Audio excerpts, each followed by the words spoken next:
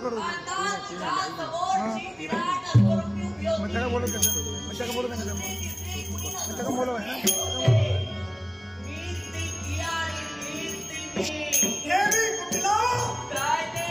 शब्द आपला मुखान बाहेर पडतात प्रचंड देहदारीची व्यक्ती होती तीच मी पण सांगा माझ्या राज्याला पण थैमान काढला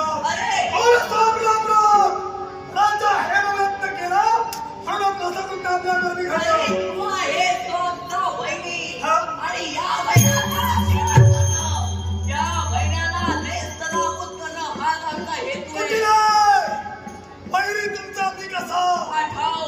मागील प्रसंग आठाव कोणता राजगते दीर्घबाहू यांच्यावर माझ्या पितृदेवतेनं म्हणजे राजगते वज्रघोष यांनी स्वारी केली होती राजा दीर्घबाहू यांना सहाय्य करण्यासाठी आपण तिथं गेला माझ्या पितृदेवतेचा केला तिथं माझे बहिणी बनला एक गोष्ट लक्षात ठेवा कोणती अपूर्ण ज्ञान नेहमी धोक्यात असतं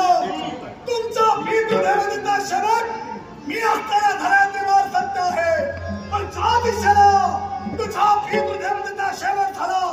तिथं राजा हेमवंत होता तुझ्या शब्दावर विश्वास गावल माझ्या रणरागिणीत आहे का या काळ तुझा पितृदेवतेवर झालेला नाही अरे ना तू माझा रक्ताचा ना तू माझा असते मग तुझ्या शब्दावर विश्वास ठेवून मी कशी काय वागू शकते सगळ्यांना ते तुम्हाला कुणी कथन केलं त्यांच्या शब्दावर तुम्ही कसा भरोसा ठेवला माझा परिपूर्ण विश्वास आहे नव्हे तर माझ्या सैन्यावर माझा पूर्ण विश्वास आहे मग मला सांग एका प्रश्नाचं उत्तर मिळालं कोणत्या या विश्वाच्या खाई पाहिलेलं सत्य ऐकलेलं सत्य की स्वतः अनुभवलं